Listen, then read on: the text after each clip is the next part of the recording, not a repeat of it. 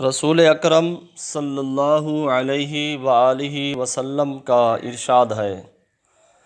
آپ نے فرمایا کہ ادبوا اولادکم علی ثلاث خصال، کہ اپنی اولاد کو 3 چیزیں سکھاؤ: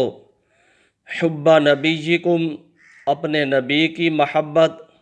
وحب اہل بیتہ، اور اہل بیت کی محبت، وقراءۃ القرآن، اور قرآن کریم کی تلاوت۔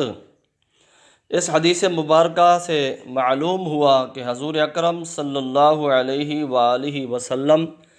اپنے اہل بیت کرام سے کس قدر محبت فرماتے تھے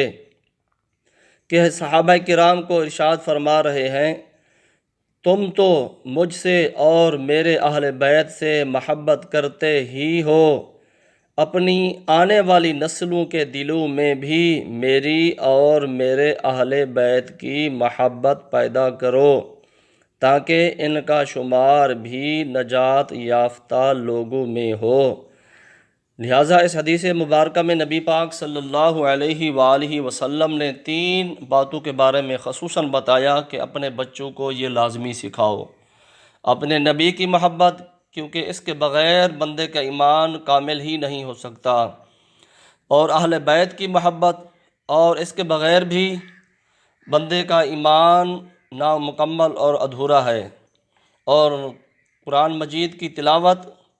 کہ مسلمان کے لیے قرآن مجید کی تلاوت اور اس کا پڑھنا بھی لازمی ہے۔ لہٰذا یہ بھی بچوں کو سکھانا چاہیے